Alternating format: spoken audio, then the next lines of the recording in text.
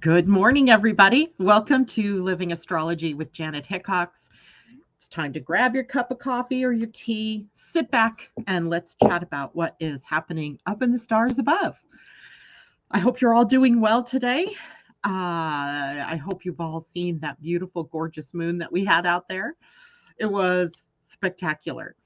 And just watching it across the sky, meeting up with Saturn, it was just gorgeous. And, in the summertime here in the Pacific Northwest, we're lucky because we finally get to see the sky. So it's a good time to go outside and actually observe astrology in action. I love that. I love that. I see a lot of people popping in this morning. Good morning to Debbie and Erica. And happy Friday to everybody, by the way. Awesome, Tanya. It's good to see you. Tom, of course, hello to you. Pam Zaruba says, good morning, everyone. Been wondering about astro relocation. And that is exactly what we're going to talk about today. Tom, astro relocation and astrocartography are very moving indeed. We are moving the chart. And good morning to you, Christine. And there's actually a story. Of course, there always is with me, isn't there? There's a story behind why this came up into my awareness. And it's a story that starts quite a ways back when I was first learning astrology. And in that story, I didn't know my birth time. And I remembered as a child coming across a birth certificate. I don't know if it was mine or my little sister's, but I thought my birth time was like 6 something in the morning. 6:30, I think is what I thought it was. So I entered that into the astrology program I was using, which is still astro.com. It's what I love to use. And I came up with the chart and I had a Leo rising and I was kind of like, oh yeah, that makes sense. Then fast forward several years, I was getting ready to go on a trip to Mexico. And in order to go there, of course, you needed a passport. So when I before I could get my passport, I had to get a copy of my birth certificate because I hadn't seen my birth certificate in years. And sure enough, when I got it, the birth time was not 6:30 a.m., but 7:58 a.m. So when I put that into the astrology program, it changed my rising sign to Cancer. And I was so unhappy about that, right? I was terribly unhappy about having a Cancer rising sign, only because I had gotten used to myself as being a Leo rising sign, right? That made sense to me in the way I viewed myself, the way that I was living my life. To have Cancer now was like, oh my gosh, I have to rethink this. Now, of course, Cancer fits me perfectly. It really does. But there's just something about that Leo energy. Well, let's see, it was about a week ago. I was working on some galactic astrology, and I came across a chat with Julia about relocation charts. And she thought it was an excellent idea to relocate your chart before you actually did the galactic astrology. And I was like, why would you want to do that? I mean, what's the point? Unless I was in my thinking, unless you were born halfway across the world, there wasn't going to be an appreciable impact on your chart or on, the birth chart. So boy, was I wrong, right? Was I wrong? So I thought, okay, well, I'm going to play the game. So I input my birth information, but instead of using the city I was born in, I used the city I live in. And the chart made sense because suddenly I had a Leo rising. Leo rising. So relocating my chart from Southern California, where I was born, to Northwest Washington, where I now live, changed my chart from an ascendant of 26 degrees Cancer to a 1 degree Leo rising, which in my chart had a lot of impact because I'm using the whole sign system. That changed the house relationships, right? Not just the degree of the rising, but it changed literally the house relationship, because in whole sign now, Leo is my entire first house, and then Cancer, my entire second house, third, and so forth, all the way around. So it made a lot of sense. Now, if you were born, so two of you out there And I hope, Debbie, this was okay because I knew you lived quite a ways from where you were born. So I used your chart, and Tom, because he's just recently moved clear across Canada, I used his chart. So we're going to take a look at some charts and see the impact. But there's one other piece of evidence that I found in this that popped up this morning as I was thinking about all week long. Raise your hand out there in the background if you have had weird dreams all week long, or if you've had people from your past showing up in your dreams, because I've had people from my past showing up in my dreams, and they were all my nieces and nephews, mostly nephews. I only had a niece in the dream because she happens to be the child of my nephew, so she's actually a great niece. And I was like, God, what is up with that? Why are they visiting me in my dreams? I even reached out to one of my nephews and said, hey, you showed up in my dream last night. Is all well in your world? And he's like, yeah, sure, I'm good. I'm like, okay, well, I don't know why you're showing up in my dreams, but you are. So when I looked at my charts this morning, well, I just happened to start thinking about, well, what does my chart look like with the relocation? Well, if Leo is on the rise, then Aquarius, where the full moon was, is on the 7th house. And when you look at nieces and nephews in a chart, they fall in the 7th house, because I'll show you how you count that out in just a minute here. So it's been an interesting couple of days now with this idea of relocation, and then evidence pouring in that sort of supports that a relocated chart is pretty powerful, right? It's a pretty powerful tool, especially if, now here's what really made me go, I'm going to use this, because for the last several years, I hadn't really felt, I guess I did feel like the Cancer rising was working, but there was something about that Leo rising that I wasn't ready to let go of, and I didn't know why, right? I thought I was just being, I don't know, crazy. But then when I started looking at the relocation chart, now it made perfect sense. So we're going to take a look at my chart, Tom's chart, Debbie's chart, if that's okay with you. Debbie, you might just have to tap in and say, okay, I see a yes there. So I'm thinking you said okay for that. So you can see the different kinds of impacts that can happen with the relocation of a chart. Now, we're not moving the planets. Essentially, the planets, other than where they're located in the chart, they're not changing. They're all at the same degree that they would have been no matter where you were born, maybe just a couple of minutes or timing just a little bit different, especially if it's the moon.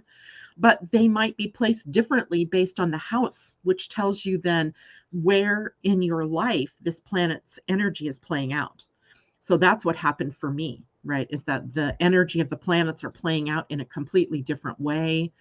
And yes, it makes perfect sense to me now. We're also going to talk about today where the moon is now that we've gone through the full moon. And right now we're still finishing the Aquarius transits of the moon. Soon this afternoon or later this morning, the moon will move over into the sign of Pisces, and we'll be there for Saturday, the rest of the day today, all day Saturday, and a good chunk of Sunday. And then we move into Aries on Sunday before we finish out the weekend. So I want to talk about Pisces and Aquarian moon. And then we're also starting a new human design week today. And that's an important one because where the Earth is sitting, we also have the moon at the same gate, and we also have Saturn at the same gate. So we have an Earth, Moon, Saturn conjunction, if you will, at the gate 49, the gate of revolution in your human design chart. So that really drives some changes in terms of where we are heading for the next week. And let's see. Good morning. There's more people popping in. Good morning, Sylvester. It's great to see you. Andy girl, hello. What do you know about the sun moon signatures? Well, I've not heard that terminology, but what I'm assuming you mean is the combination of the sun and moon in a chart. So my sun in Gemini, my moon in Virgo, both ruled by Mercury. So how that really puts a lot of emphasis on Mercury, or Mercury actually ends up being the de facto ruler of my chart, even if it wasn't that I had Gemini as the sun. So maybe that's what you mean. Good morning, Barbara Doughton. It's good to see you. And let's see what else is going on. J-Lo, hello. My kids have had them, especially the Leo girls. It is kind of crazy. Like, why were these people showing up in my dreams? I had no idea. But let's, barring any other questions that I can answer quickly for people, I'm just going to scroll back a little bit. Good morning, Corey. And Lenny, good morning. It's good to see you out there. I don't know if I see any other questions except Sylvester. Yes, that's what you mean. Yeah, so the sun moon signatures, the combination of the two, that makes up a good, 50 to 60% of who you are, both your outer world and your inner world. But let me tickle your fancy in another little way. So wherever the sun was when you were born, by transit through the first year of your life, passed by every planet in your chart. So as the sun was moving through, it was birthing the energy of that planet as it passed through. So my sun is in Gemini. My moon didn't technically get birthed until Virgo time, which puts it in September, late August. I think in my chart, it was actually, it was early Virgo. So sometime in August is when the sun hit my moon for the first time and birthed my moon. And so every planet has its own birthday chart, if you will. They call them persona charts, right? So the persona of my inner self was birthed at the time the moon or the sun came to 5 degrees Virgo. So you have the day that you were born and how all those planets are playing out. But then in that first year of your life, the sun giving the spark, if you will, to each one of those planets in turn, right? So I didn't mean to break into a whole nother thing, but there it is, right? We have these layers of truths in our astrology that we can play with. And sometimes it makes perfect sense to do that. For example, relocation astrology suddenly made perfect sense for me to look at. And other times it comes later, right? That, why is there some time gap between this or that? And sometimes that's explained by another layer of your astrology that we haven't even thought of yet. So it is totally fascinating. And JLo, I knew you would love digging into all of that. Tanya says fascinating. Erica, that's interesting. What is this concept? That concept is called persona charts. So I think I shared that with you once a long time ago, where in astro.com, you can actually go in and print out your persona charts. And the persona charts, I just threw mine away about a week ago because it was hanging around here and it was getting all tangled up. And but I can print off another one. That's maybe a conversation for another day. Let's look at the relocation today since that was the subject. Kayla, yeah, that's the first time she says that I've heard it explained that way. But it makes sense, right? Because the sun is our full personality. So these other planets are facets of our personality. So in turn, as the sun moves through the chart, whatever first planet it comes to, it births. So get this, in my chart, I only have the sun in Gemini. And then I have the first planet birthed in my chart would have been my Cancer Mercury, right? That was the first planet birthed. And then I have a lot of planets in Leo. And those planets got birthed before my moon got birthed. So a lot of my outer world, my outer expression of who I am was birthed before my inner one was. So I don't know what that means necessarily, except it's interesting to think about in terms of how things might play out in your life, right? How timing of things in your life. So anyway, Andy Girl says, your sun and moon have a signature that correlates to a zodiac sign. It's the degrees between your sun and moon. Are you talking about the halfway point of that, like the midpoint of the sun and the moon? That would be interesting too. J-Lo, my take, when the moon hits it, that's what it's activating. The what people like to call the shadow of that planet. Yep. Erica Dorsey says that makes sense in relation to stelliums due to the heightened energy of the planets, all having the same planet and they're birthing at the same time, like literally one after the other. I have a Mars-Uranus conjunction. So those two were birthed at the same time. And then my North Node, and then the moon, and then Pluto right after my moon. But those two would have been in Virgo. So it's as the moon is, or as the sun was transiting through all of those different places.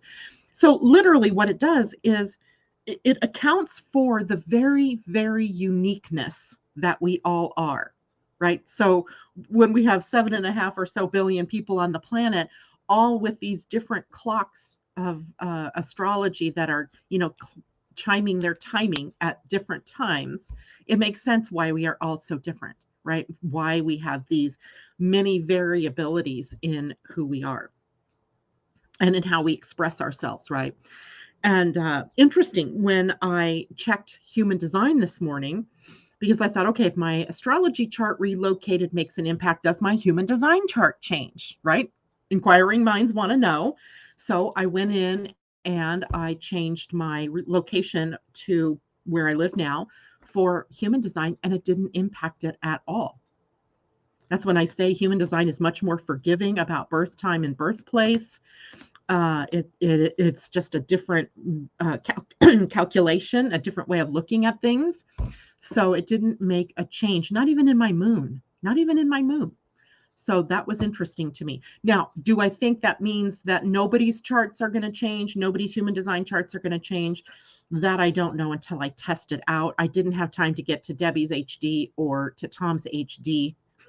Well, hello, dude, before I actually had to come on air, but that'll be something I will be checking out. So if I call upon some of you to let me look at your charts for that, don't be surprised, right? Because I've done readings for most of you that are out here in the morning. So it's possible that I would have a memory of what might be different. So, okay.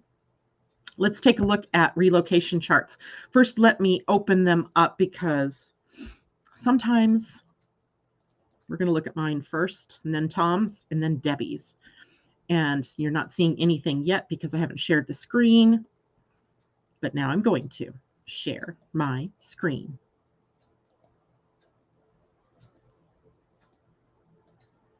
All right, I'm going to make this bigger.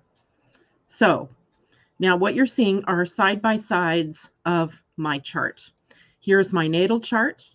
And I know it looks like a bunch of scribble. Just bear with me here for a minute. And then here is my relocated chart. There's nothing to show here. Stop sharing. There is something to show there because I was showing it. What are you doing?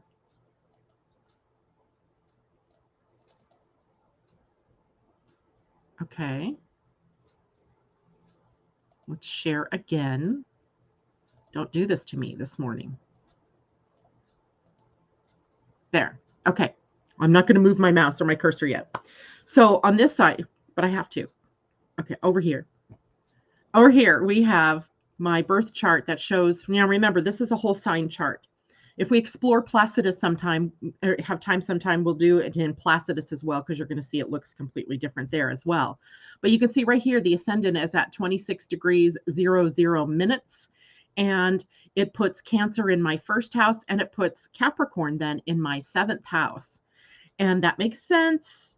It does make sense in some ways, but I've always had a problem thinking about Capricorn on my 7th house. That's just me. Now, if you look at the relocated chart, it moves into a Leo, a different sign, or the ascendant does. So 1 degree of Leo, that puts in the whole sign of Leo on the 1st house, which makes the 7th house Aquarius. Well, that makes much more sense. And it puts Saturn back in the 6th house where I think it really belongs in my chart, and Jupiter in my 7th house where I really feel like it belongs, where earlier, or with a Cancer rise, it put Jupiter and Saturn in different places. So, but look at the impact. The sun in my relocated chart is actually at the end of the 11th house, where in my natal chart, it was at the end of the 12th house. A hidden sun versus one that is seen and is creating networks and humanitarian things and so forth and so on.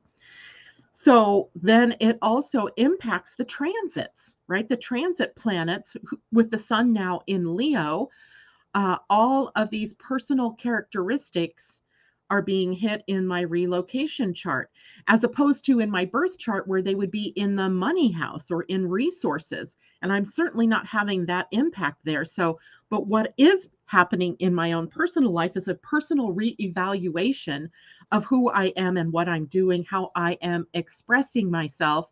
And the sun in Leo is about self-expression. So everything makes perfect sense here. And I also said I was going to show you something. So let's see if I can make it just a tiny bit bigger. All right, hopefully you guys are seeing that. When I said that I was having dreams, and in my dreams, all my different nephews and nieces are showing up, I was like, well, why is that? The full moon over here in the sign of Aquarius, right? And when we look at our siblings in a chart, so a nephew is going to be the child of my sister or my brother, right? That's what nephews and nieces are. The house that rules our siblings is the third house. And I want to know about their children, which are nieces and nephews, right? So if I'm looking at that, then I'm going to count 5, their children. Fifth house rules children. So I'm going to count 5 houses from the third house of siblings. So I can take a look at the siblings' children or nieces and nephews. So, and you always start with the house you're in. So 1, 2, 3, 4, 5.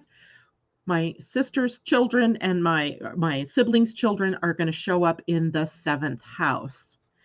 And that's where the full moon is. And that's what I've been dreaming about. Made perfect sense to me this morning when I realized that. Now, why they're showing up may be a little bit different for a reason, especially just especially because some of them I barely know because, you know, I've just never been around them very much. So anyway, interesting to see the difference. Now I'm going to stop sharing this one and I'm going to go to Tom's chart. Now, y'all know that Tom just recently moved, right? He moved from west coast of Canada into Ottawa, Ontario, Canada. So what is that, Tom? Maybe 3,000, 3,500 something miles across the country. So that should impact his chart, right? So that is something that we want to look at. So let me get Tom's opened up here and then I'll share my screen with Tom's.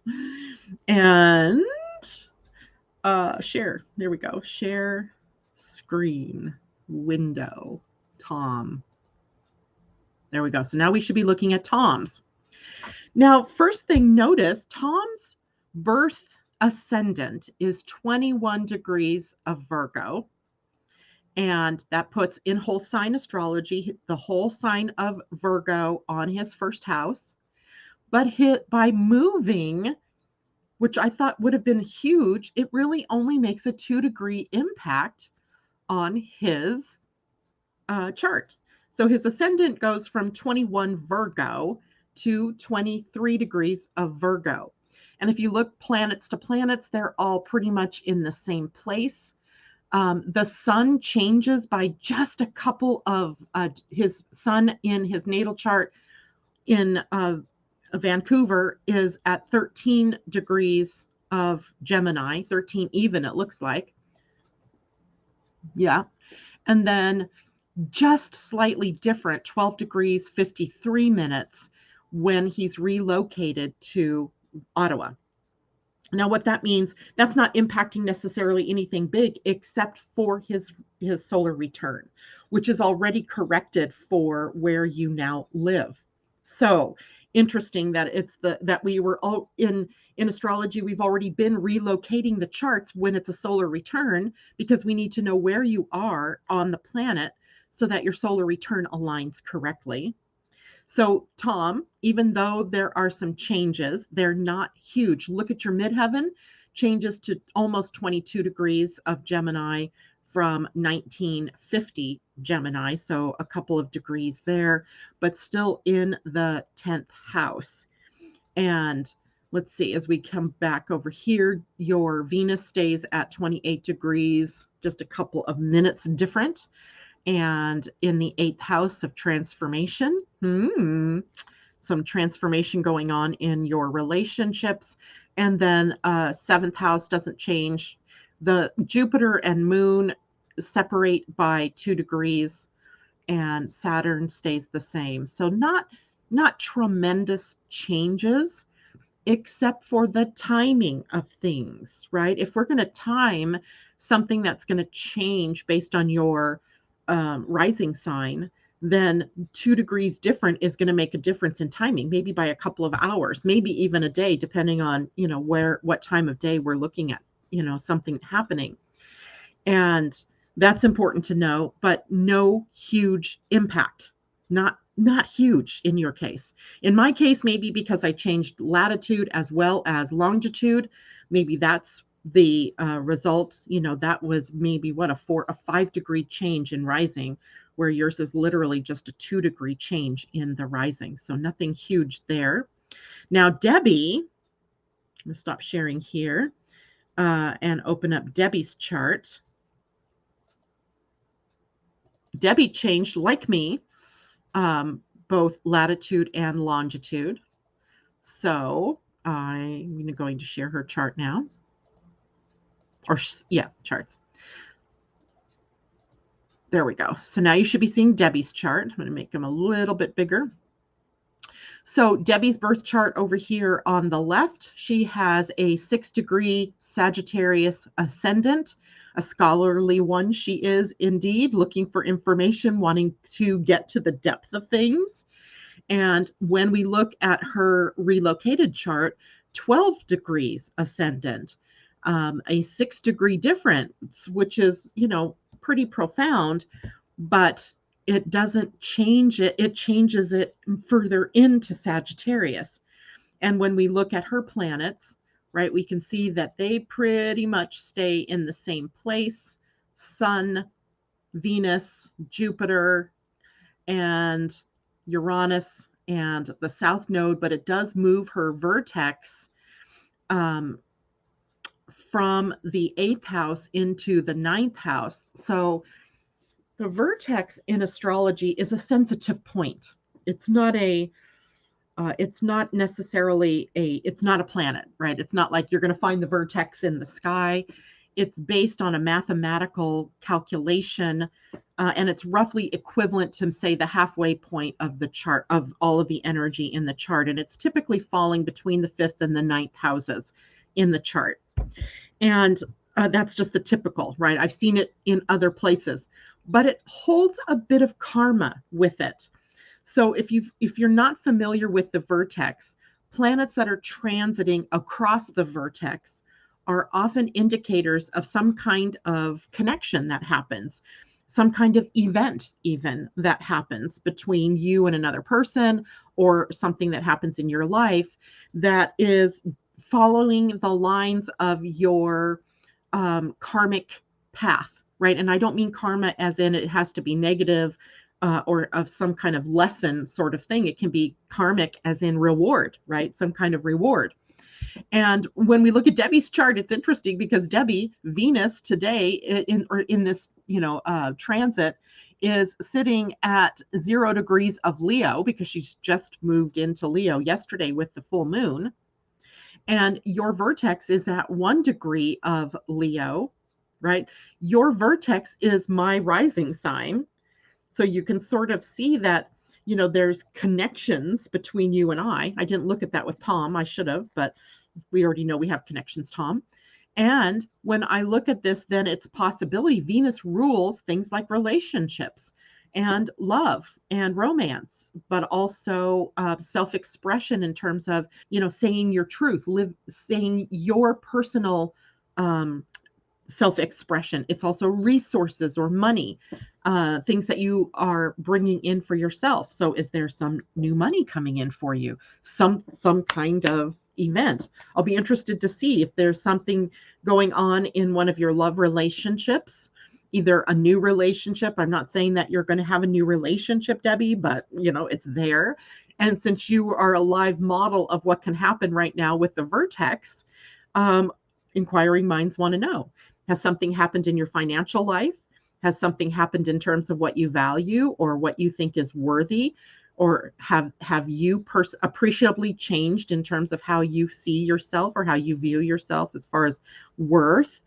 And or is there something going on in relationships? I want to know, right? I think we all want to know. Just because not every time something goes past the vertex does an event happen in your life.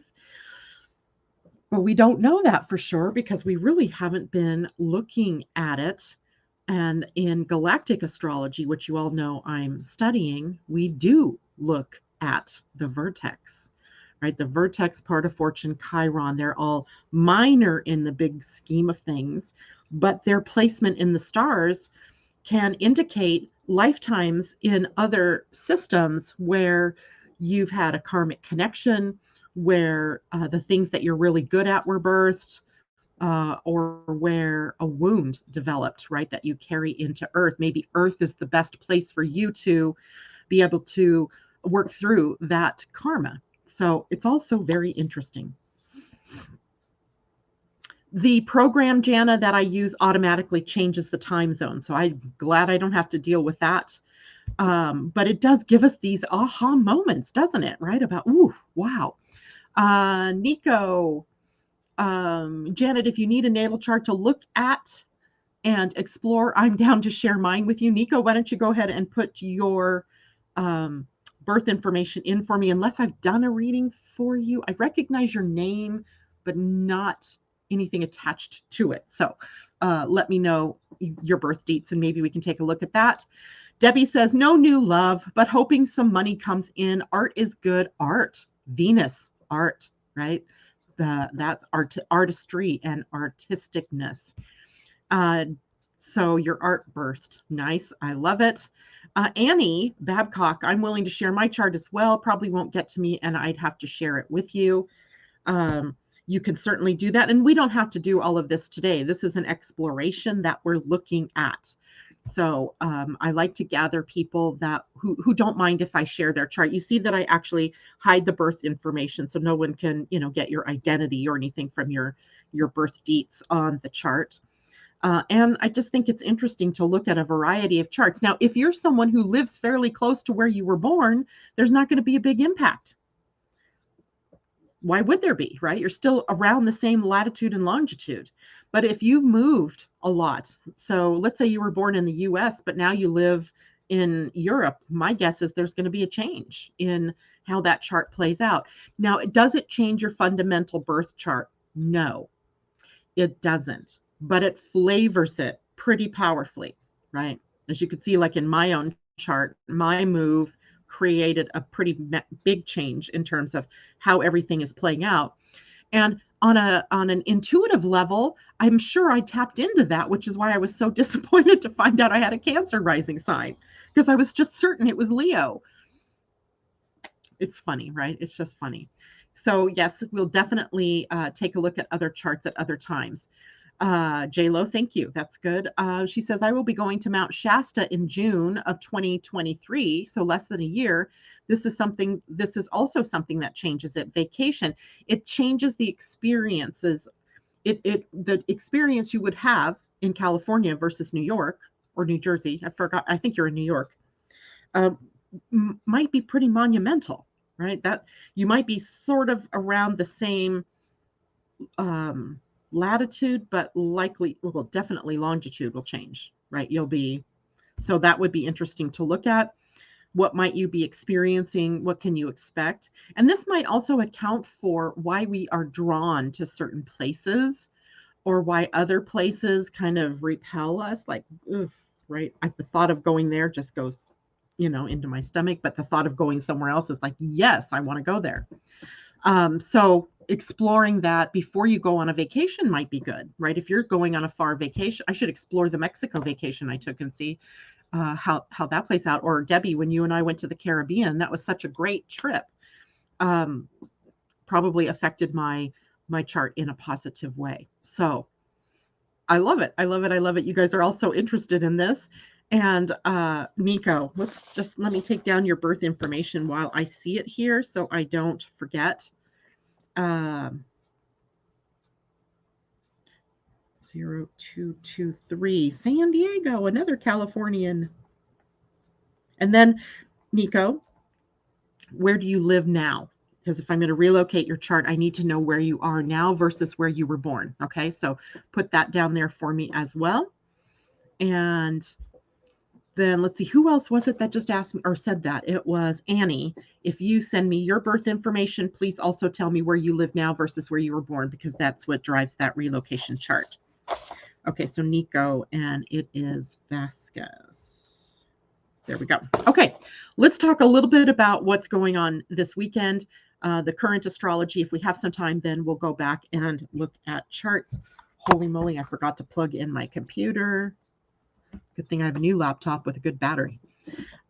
So today we said the moon is in Aquarius. We are moving toward the end of the Aquarian transit, and the moon is technically speaking in the void right now.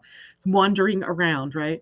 From 4:08 a.m. Pacific time until 11:45 a.m. Pacific time. At that point, the moon will move into Pisces, and that sets us up for the Piscean energy for the weekend. But because we didn't really meet, well, we have talked about Aquarius before, but I wanted to take a look really quickly at Aquarius energy. It is the light and the shadow, right? The shadow being sometimes what holds sway when we're unconscious about how to use the energy, and the positive when we become more conscious about it.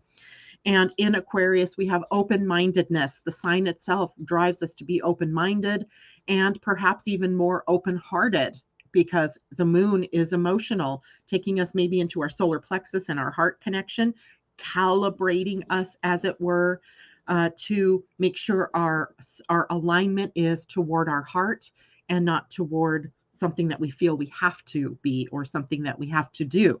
So we have open-mindedness versus the shadow, which would be the opposite, narrow-mindedness. And we also have the innovativeness, the inventiveness of Aquarius versus the stuck in the past energy of the lower expression of Aquarian energy. Aquarians think outside of the box versus the shadow, which is the inability to see outside of the box, the frog in the well syndrome, where if you're at the bottom of the well, you look up, you're only seeing a certain part of the sky, and you've limited your vision, right? So the inability to see anything other than what's right in front of them. The originality of Aquarius in the positive versus the staleness of Aquarius in the negative.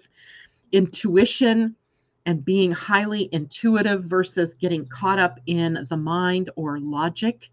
And there's nothing wrong with logic. So I'm not bashing logic. I'm just saying that Aquarius in the positive is tapping into a well of intuition, but in its more negative energy can get caught up in that loop thinking that sometimes logic gets us into. And it is a very humanitarian sign in its highest and best, but in its lowest, it is everyone for themselves kind of energy. So we can get an idea of what the light and the dark is. And of course, it's a spectrum. So we can express all the way through, right? Not just the high or the low, but that gives us the markers, right? So we can see where we are, what other people are doing, and how other people are behaving by that spectrum. Pisces. So Pisces energy, so at 11:45 a.m. Pacific time, which will be 2:45 p.m. for those of you on the East Coast, the moon will move out of Aquarius and into Pisces, a completely different energy. It is an energy where in the light, it's highly compassionate, and in the dark, it is issues with boundaries, right? Where does my compassion cross a boundary and become me trying now to take care of you or save you, right? So we have this compassion versus boundary issues. We have, excuse me, Piscean idealism, right? The illusion, right? The idealism or the highest vision of the visionary aspect versus being crushed by reality, right? That is often what drives Pisces energy into escapist tendencies, right? The escapism comes from being crushed by reality, the weight of reality, or believing the weight of reality versus staying in the ideal state. Imagination and artistic expression and just that real creative Piscean energy that can soar to the heights versus the helpless and hopeless energy that Pisces can get us into the shadow. Again, the full spectrum of expression available to us. Psychic and emotional sensitivity in Pisces versus confusion. And again, a sort of erasing of the boundaries. Where do I start and where do you start? Or where do I begin or where do I end and you begin kind of energy? But it can be, that confusion in general, as the ruling planet for Pisces, the modern ruling planet is Neptune. So we have some potential for disillusionment. We have some potential for confusion and buying into an illusion. So that gives us the idea of what the moon is doing in the astrology. As we look at the human design aspect, that to me is almost more interesting. I mean, sure, Pisces is interesting, so is Aquarius. But I noted that a lot of the energy that the moon is bringing to us now sits on the solar plexus, the emotional center. So the key for us here is about becoming emotionally intelligent, emotional IQ, emotional EQ, EQ versus IQ, right? Intellect and intelligence versus emotional intelligence or emotional, your EQ, your emotional quotient.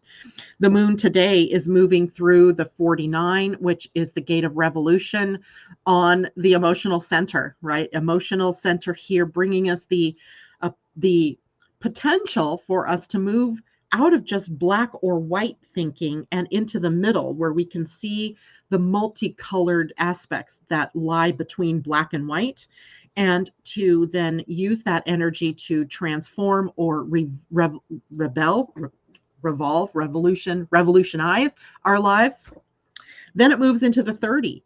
And the 30 also on the emotional center, a very jacked up, we call it a red flag gate in human design, where that energy takes us into our passion. Are we aligned with what we love? Are we doing what we love? Are we allowing other people or other circumstances to drive us toward things that don't make sense for us? And then later in the day, the 55 also on the emotional solar plexus, the gate of abundance. Interesting always to me that abundance lies on the solar plexus and not on the sacral. The sacral would be what we do to gain abundance, but that isn't where the gate of abundance is. The gate of abundance is on how we feel, how we are emotionally aligned with our passion, how we are emotionally aligned with seeing all the colors in the spectrum and not getting stuck. So these energies kind of building one upon the other.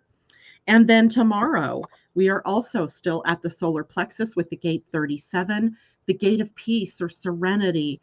It is a sort of family energy. So interesting.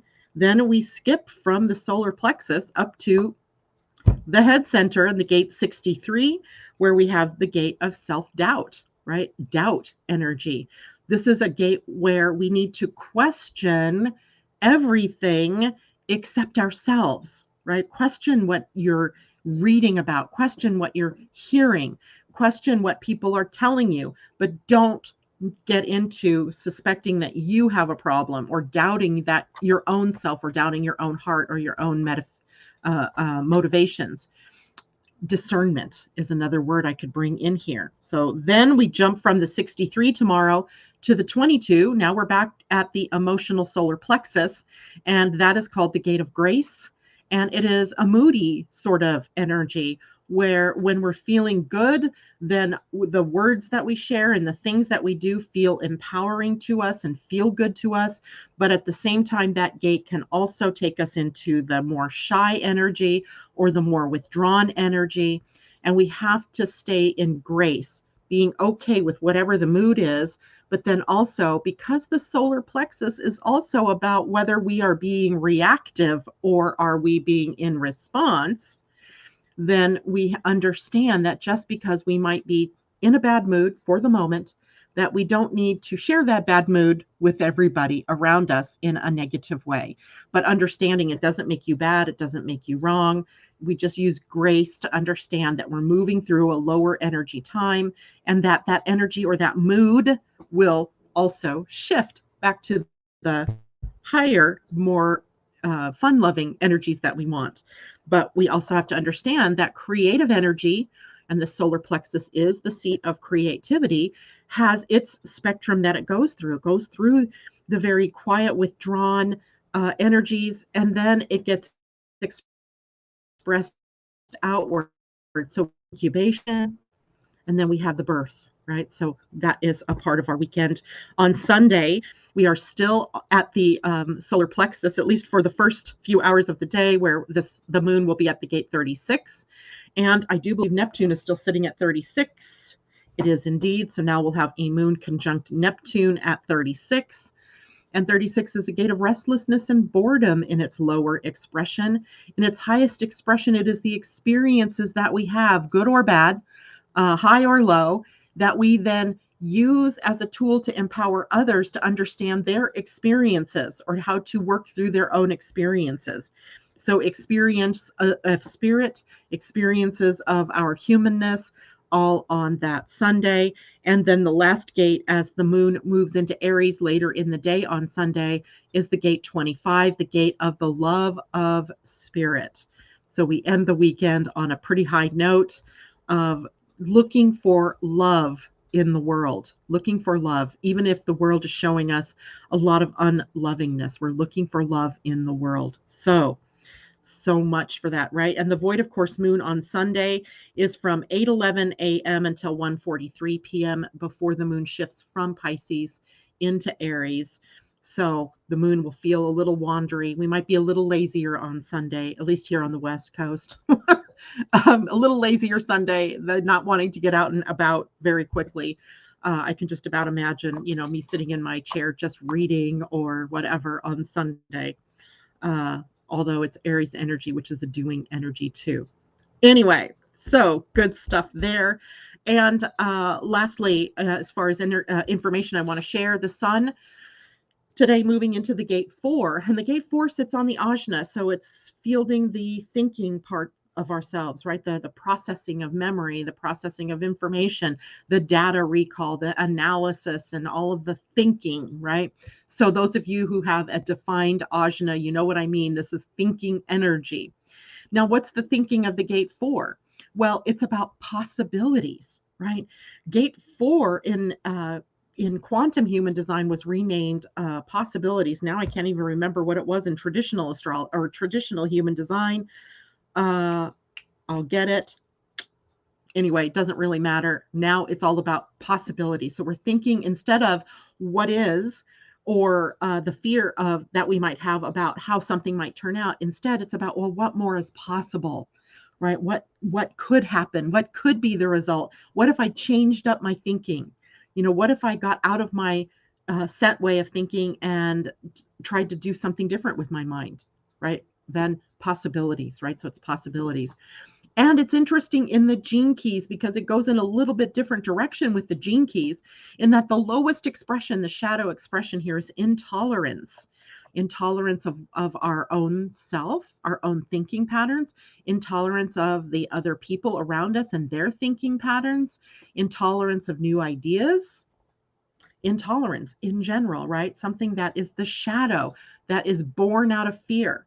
So when we look at the shadow energies, especially in the gene keys, we see they're born out of fear. And fear's still a major motivator on this planet, even now, right? When we look at the gift, if we moved up a level, if we move out of intolerance, we get to understanding. So the gift of understanding that different people have different points of view, understanding that we've all come from different backgrounds, and we've come from different cultures, we've come from different religious learnings, we've come from different families, and that means that we are all unique, right? So valuing and understanding come from getting out of intolerance of others, right? And in the highest expression, it's forgiveness. So we have the forgiveness gate for a week now, or the next 5 days, from the 12th through The 16th. So 4 days, 5 days if you count today. So forgiveness, what might you need to forgive yourself for? How can you practice forgiveness, right? If you guys signed up for the Gene Keys, Richard, once a week when these energies change, he sends out an email to remind us about what that energy is. And today he's talking about this bigger energy of forgiveness, right? That forgiving everything, it takes time and time to kind of bloom or blossom out to impact all of the things, right? So all of the things that have happened. So it starts though with us, right? Forgiving ourselves, forgiving others, and then let that build outward and outward. Now, the Earth, Moon, Saturn, as we talked about briefly earlier, all at the gate 49, the gate of revolution in human design. I believe it's called the catalyst now in quantum human design. So it gives you an idea. This is catalyzing energy. So the Earth challenging us to do something different, catalyzing a new momentum, catalyzing a change. And in the lower aspect of this energy in the Gene Keys, it's the energy of reaction. And we always talk about reaction versus response. So reactive energy is when we don't stop and think or give ourselves a space to breathe before we just gut check, right? We just do, or we just say. Where if we respond, we take a moment, we breathe, that's always important, and we consider what do we want to do or what do we want to say before we do it, right? So we're not gut checking, we are responding. So we're not reactive, but we are responding. But in the shadow energy, we're reacting, right? It's the slap heard round the world, right? Will Smith slapping Chris Rock, right? That is impulsive. That was likely reactive. It could have been planned. I don't know. Who knows? But it's a good model for us to look at. And in the next aspect, the higher aspect is the gift level. We see revolution, where we are able to change, transform. And it is energy that often carries us away into a new pathway, right? It's almost like an evolutionary leap is possible when we take a look at this energy. And remember, I said that the 49 is black or white. And what the gift is seeing that there's a whole revolution of color in between the two colors, right? It's not just gray, but what falls between black and white is the whole spectrum of colors.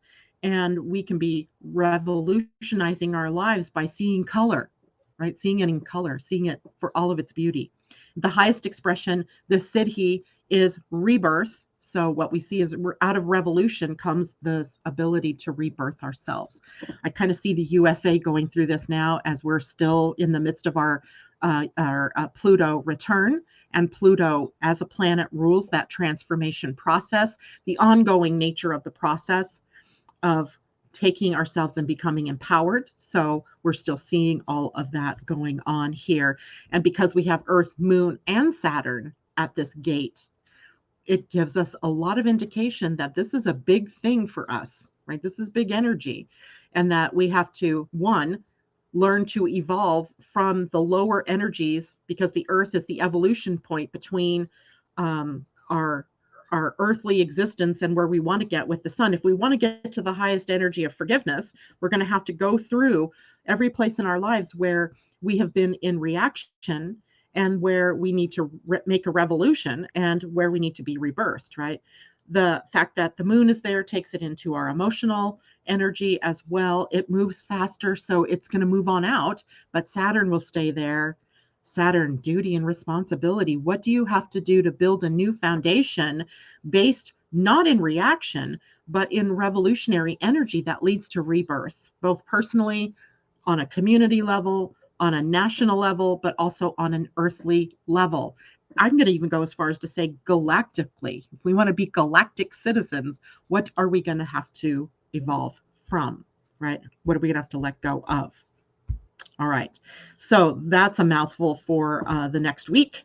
Let me take a look at what everybody else is saying here. Germany. I lived in Germany for 2 years while in the Army, Christine says. How did you feel when you were there? That's the question, because the impact likely from your chart is going to be maybe significant, right? So how did you feel there? Sylvester says I could read his chart. Oh, okay, Nico, now I get it. And you live in Tucson. Okay, Tucson. All right, what time is it? I do have a little bit of time. So Nico, I am actually, because you are totally new to me in terms of astrology, I'm going to actually do a quick chart for you, Nico Vasquez, and then I'm going to have to do two. So this is going to take up a lot of time. If you guys have to go, I'll understand, but I'm going to stick here with this for the time being, although a little bit of a time being. Oh, we need 2 a.m. and 23 minutes. California, San Diego. Perfect. Now I'm going to pull that chart up.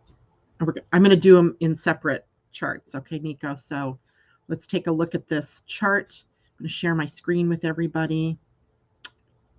Well, that's not what I meant to have happen. There we go.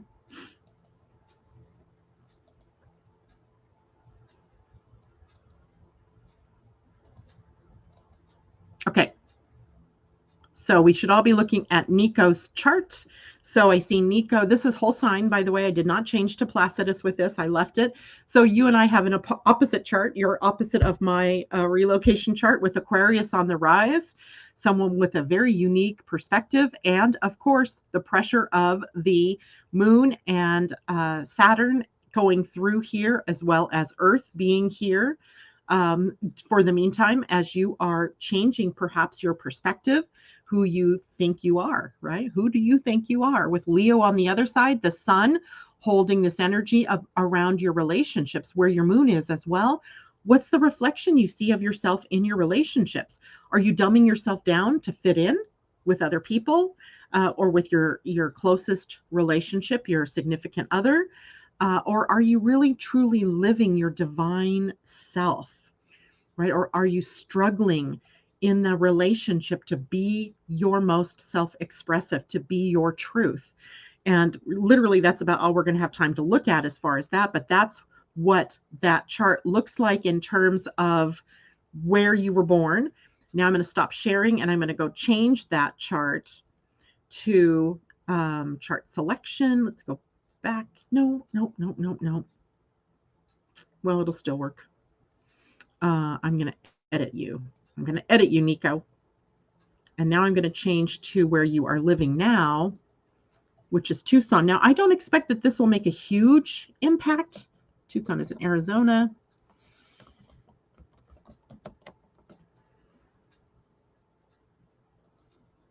But let's see. And I want transits to, with a late degree of Aquarius, it did. Oh my goodness. Okay. So StreamYard, let's share the screen one more time. Tab. There we go. So Nico, all I did, I've got the same birth date, birth time, and all I did was go from San Diego over to where, oops, I got to go to this one. Now, Tucson, did that screen change? Everybody, somebody, pop into a StreamYard for me and see if you see a chart now. Yes, you do. Okay, perfect. Thank you. So now you see you have a Pisces rising where you live, 6 degrees of Pisces. That's funny. That's exactly where my Jupiter sits in my chart natally. And that gives you Virgo on the 7th house. So changing up where the full moon is, right? The full moon transiting through Aquarius might be bringing up hidden fears. It might be bringing up blocks or limitations, things where you put a cap on yourself and are holding yourself down. And it's time to let them up and to, embrace them and to release them, right? Any places might be coming up. And you've got now in this relocated chart, Saturn moving through here, which has been since 2020, right? The end of 2020. So you've had a longer term transit of possibly, if you've lived in Tucson this whole time, of Saturn in a 12th house, which is so uncomfortable sometimes, right? It's like almost this serious nature of fears and blocks and restrictions and self-sabotage that might be coming up. But the reason isn't to harm you or punish you. It's so that you'll let this stuff go, so that by the time Saturn crosses over into Pisces in March, I think it is, of 2023, a new you emerges, right? A new, maybe unencumbered you emerges with Saturn's emergence into your first house. So part of the process of letting go of some of the old things, but also maybe feeling in some cases like you're having to pay the price for things, decisions that you made earlier in your life, maybe wishing you'd done it differently, all of those kinds of things popping into your reality. And I want to know for sure if that's something that's happening, because that's, going to tell us too whether or not this relocation chart is working.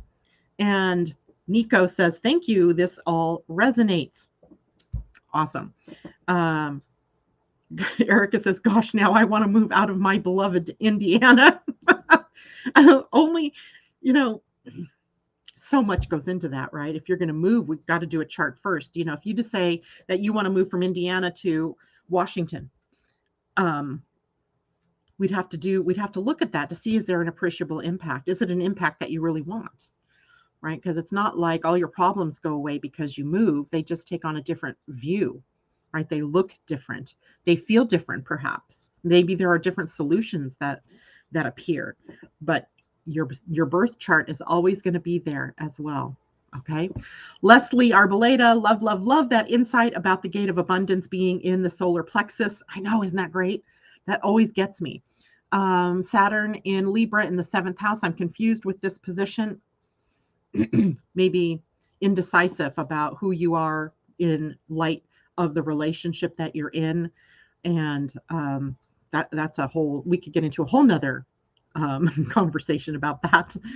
And okay, he says, yes, or Nico says, yes, it's been a feeling of blocks. Ugh. Yeah. But they're there for a reason. One of the things that I'm realizing through the soul alignment and realignment work that I've been doing is that